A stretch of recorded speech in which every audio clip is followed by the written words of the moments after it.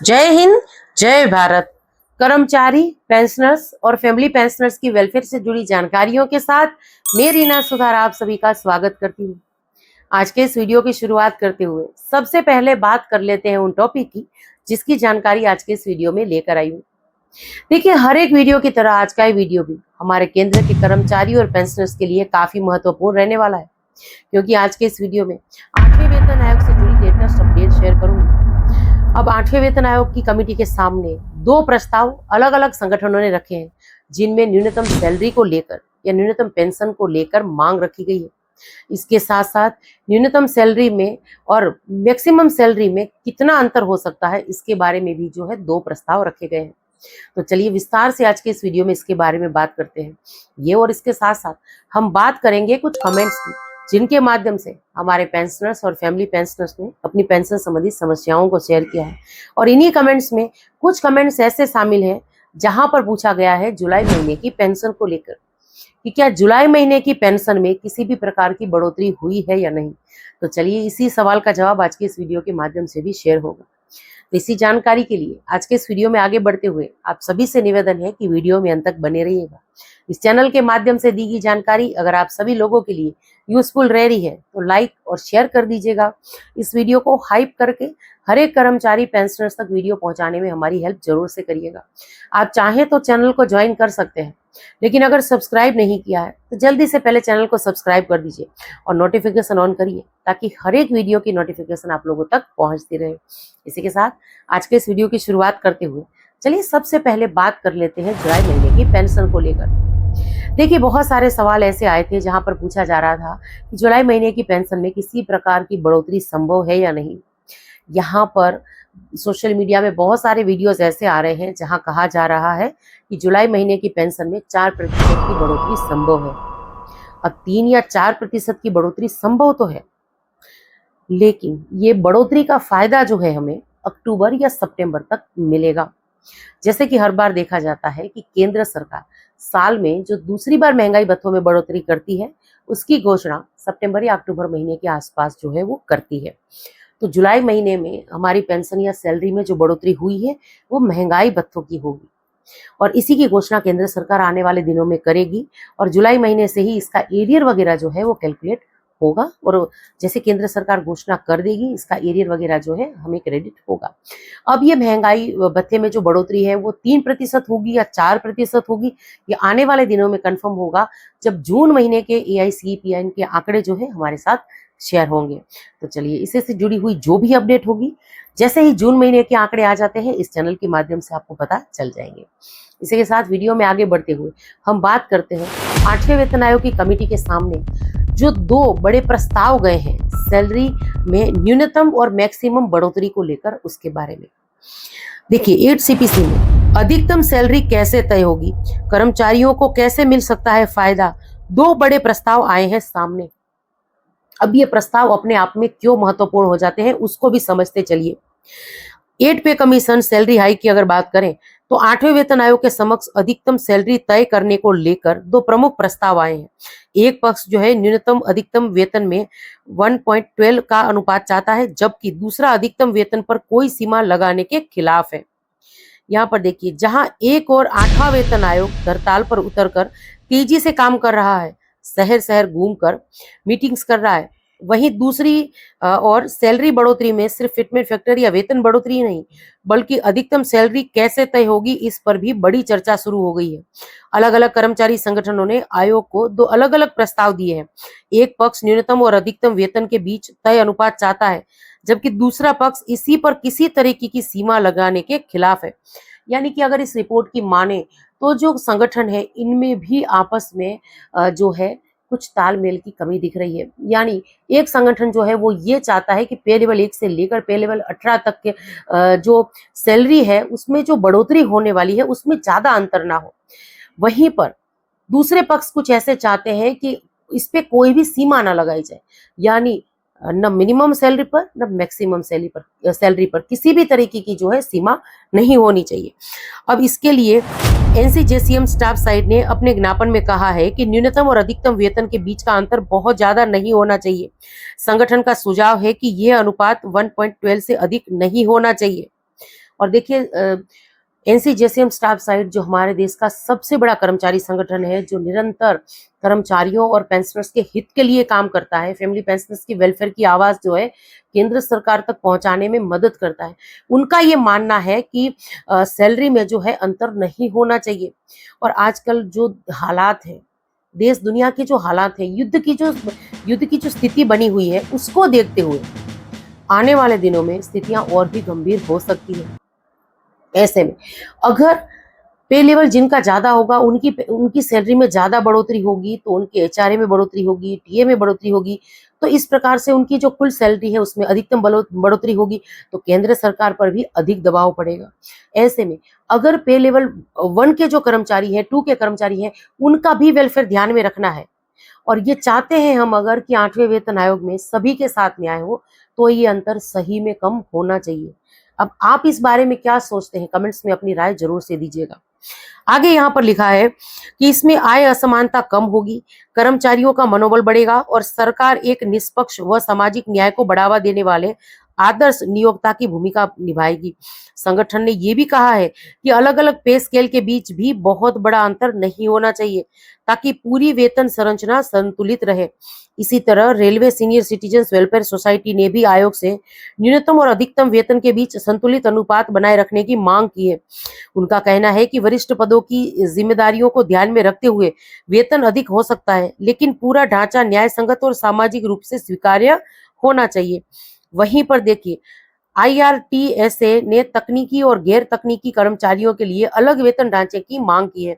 संगठन का कहना है कि रेलवे के तकनीकी कर्मचारियों को जोखिम अतिरिक्त काम से घटे, कठिन कार्य परिस्थितियों और ज्यादा जिम्मेदारियों के हिसाब से अलग और बेहतर वेतन मिलना चाहिए। तो जैसे कि मैंने कहा था कि यहाँ पर अलग अलग जो संगठन है वो भी अपनी अलग अलग मांग जो है वेतन आयोग की कमेटी के सामने रख रहे हैं, और ये मांग अब अभी हमारे सामने भी शेयर हो रही है। जैसे जैसे वेतन आयोग की कमेटी जो है, अब ये भी सब कमेटियां बनाने लगी हैं, बहुत सारी दूसरी कमेटी बनी है, उनके अंडर में अलग अलग राज्यों का दौरा चालू है। अभी कलकत्ता में 9 और 10 जुलाई को ये मीटिंग्स वगैरह हो रही हैं, तो इसमें भी जो कलकत्ता के जो कर्मचारी या पेंशनर संगठन है वो अपनी राय वेतन आयोग की कमेटी के सामने रख रहे हैं। वहीं पर अभी देखिए, एचआरए में बढ़ोतरी की एक नई मांग जो है कुछ दिनों से हमारे सामने आई है। तो कुछ इस प्रकार से हर एक संगठन, हर एक पेंशनर्स एसोसिएशन ये चाहता है कि 60वें वेतन आयोग को कर्मचारी और पेंशनर्स के लिए बेहतर से बेहतर बनाया जाए, और इसी संदर्भ में वो बेहतर से बेहतर प्रयास भी कर रहे हैं। जैसे जैसे दिन बीतेंगे, 8वें वेतन आयोग की कमेटी जो है अपना कार्यकाल पूरा करने की नजदीक होगी, तो ये और भी जो ये प्रयास इनके जो है वो तेज होते जाएंगे। तो जो भी अपडेट होगी इस वीडियो के माध्यम से मैं जरूर से शेयर कर दूंगी। अब वीडियो में आगे बढ़ते हुए हम बात करते हैं कुछ कमेंट्स की। देखिए, एक पेंशनर्स यहाँ लिख रहे हैं कि मैडम जी नमस्कार, क्या आप रिजर्विस्ट पेंशन वालों की भी वीडियो बनाएंगे? मेरे डैड 1979 में रिजर्विस्ट रिटायर हुए थे इंडियन आर्मी से। डैड ने 10 साल कलर्स ड्यूटी और 5 साल रिजर्व होके जो है ड्यूटी दिया है। अभी मेरा मॉम को 9,000 रुपये और DADR मिला के 14,200 रुपये मिलता है, क्या ये सही है? मेरे डैड सिपाही और लांस नायक किस पे रिटायरमेंट हुए हैं, कंफर्म नहीं है।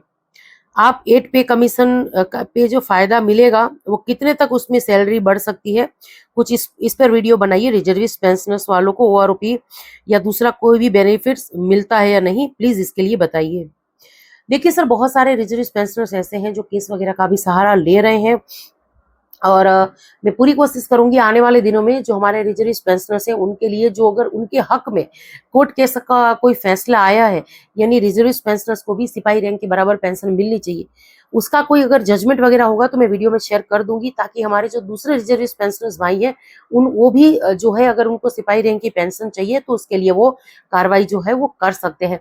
बाकी जो भी अपडेट होती है हमारे रिजर्विस्ट पेंशनर्स के लिए मैं वीडियो के माध्यम से जरूर से शेयर करती हूँ। 8वें वेतन आयोग में भी जो हमारे रिजर्विस्ट पेंशनर्स हैं या फैमिली पेंशनर्स हैं उनकी पेंशन में बढ़ोतरी होगी, ये कन्फर्म है। आप प्लीज थोड़ा सा इंतजार करें। चलिए, अगला कमेंट है। एक लिख रहे हैं कि मैम, मेरे फादर 31/12/2005 को रिटायर हुए हैं, 2008 में उनकी डेथ हो गई थी, क्या हमें सर्कुलर 631 नहीं मिला? देखिए, अगर आपके पिताजी हवलदार रैंक से रिटायर थे, उनको रिटायरमेंट के बाद ऑनरी मिली थी या ऑनरी नायब सूबेदार का पेंशन ले रहे थे, तो बिल्कुल आपकी माताजी को जो है सर्कुलर 631 का लाभ मिलेगा। अगर नहीं मिला तो इसके लिए आप कंप्लेन दर्ज करा सकते हैं।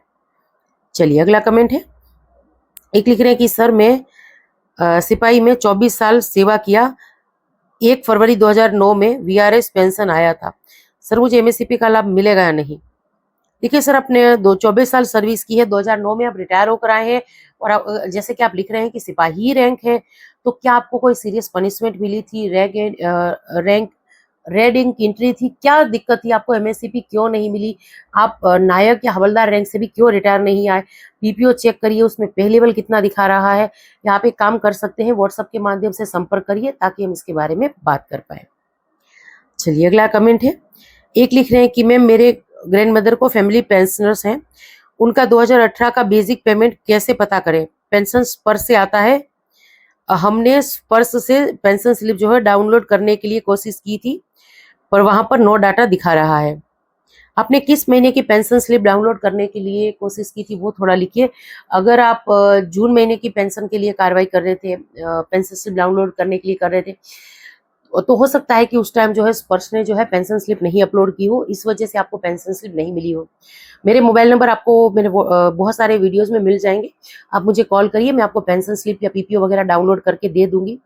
और दूसरी बात की, जैसे कि आपने लिखा है कि 2018 का बेसिक पेंशन कैसे पता करें, तो अगर उस समय आपकी पेंशन जो है बैंक से आ रही थी तो आप सीपी ग्राम के द्वारा एक आवेदन देकर जो है कंप्लेन दर्ज कराकर बेसिक पेंशन जान सकते हैं। बैंक आपको रिप्लाई जरूर से देगा, या अगर पीसीडीए से भी कंप्लेन करेंगे तो आपको बेसिक पेंशन पता चल जाएगी। इससे आपको कंफर्म हो जाएगा कि सही पेंशन मिल रही थी या नहीं मिल रही थी। या फिर आप एक काम भी कर सकते हैं, बैंक में जाकर बैंक स्टेटमेंट ले सकते हैं कि हर 2018 में जनवरी, फरवरी, मार्च कितनी पेंशन क्रेडिट हो रही थी।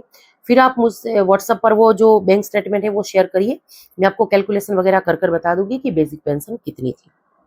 चलिए अगला कमेंट है, एक लिख रहे हैं कि मेरी माताजी का नाम आर्मी और आधार कार्ड में अलग अलग है, कैसे ठीक होगा, कृपया बताने का कष्ट करना, जय श्री राम। सर इसमें जैसे कि आप कह रहे हैं कि आर्मी के रिकॉर्ड में और आधार कार्ड में अलग अलग है, तो आप आधार कार्ड में सुधरवा लीजिए, ये जल्दी हो जाएगा और आसान प्रोसेस है। अगर आप रिकॉर्ड में सुधारने जाएंगे तो इसमें थोड़ा समय लग सकता है, और आपका अगर माइग्रेशन स्पर्श में हो गया है तो स्पर्श के पीपीओ में क्या नाम गया है ये सब कुछ चेक कर लीजिए, और हो सके तो नजदीकी जिला सैनिक बोर्ड का संपर्क करिए, वहां से ये सारी कार्रवाई हो जाएगी, वो आपको गाइड कर देंगे डॉक्यूमेंट्स वगैरह चेक करके। और अगर जो रिकॉर्ड से आपको पीपीओ मिला है, डिस्चार्ज बुक वगैरह है, उसमें नाम सेम है, कुछ दिक्कत नहीं है, आधार कार्ड में ही सिर्फ अलग है, तो आधार कार्ड में आप सुधरवा सकते हैं। चलिए सबसे आखिर में ये कमेंट है, हमारी एक फैमिली पेंशनर्स लिख रही हैं कि मैम मेरा बेटा 33 साल का है, उसका एक्सीडेंट हुआ था 2012 में, वो 75% डिसेबल्ड है और शादी भी नहीं हुई है, क्या मैम मेरे बाद उसको मेरी पेंशन मिलेगी? क्या रिकॉर्ड में सब कुछ है और ईसीएचएस कार्ड भी बना है उसका?